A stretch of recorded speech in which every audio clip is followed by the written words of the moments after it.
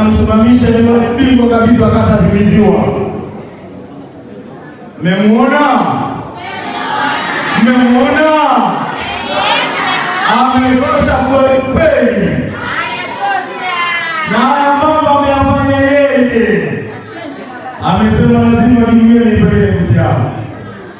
Mimi kama katibu wa jumuiya ya wazazi wilaya hii ya Ilala, kama nilivyosema awali, ni ziara yangu ya kiutendaji, na hii ziara siifanyi Ilala tu. Ziara hii inafanyika makatibu kama mimi wa wilaya zote za Tanzania, jumuiya zote za chama, watendaji. Leo hii kesho utasikia vijana wa wilaya amekuja CCM oye. Maana yake tunafanya kazi ya kiutendaji, na ndio maana nimeona niwaite maafisa elimu, niziite na kamati za shule za msingi na sekondari, kwa sababu kikao hiki ni kikao cha kazi zaidi. CCM oye. Kwa hiyo mimi nimekuja kwanza kusikiliza kero za jumuiya ya wazazi ndani ya kata hii, lakini nimekuja kusikiliza kero za shule za msingi na sekondari, changamoto walizonazo katika shule hizo. CCM oye. Na kwa kuwa jumuiya ya wazazi tunahusika na elimu, tunahusika na malezi, tunahusika na mazingira, tunahusika na afya, tunahusika na utamaduni, tunahusika pamoja na maadili ya taifa. Viongozi hawa tumewaita kwa ajili ya kusikiliza nini tunashauri serikali. CCM oye. Mimi sipo hapa kwa ajili ya kutoa maelekezo. Kazi yangu mimi kama katibu ni kujionea mwenyewe, au kama kamati ya utekelezaji ya jumuiya ya wazazi ni kujionea mwenyewe kuhusu changamoto mnazozipitia katika shule yenu.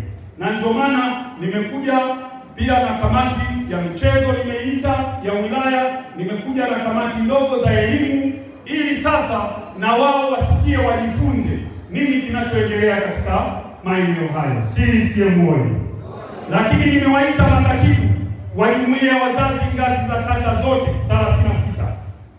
Wengine wako njiani wanakuja kutokana na changamoto za usafiri, lakini nimewaita ili nao wawe ni sehemu ya kushiriki kikao hiki na kujifunza, kujua kwamba sasa katibu anakuja kwenye kata yetu, sisi nini tukifanya. CCM oye.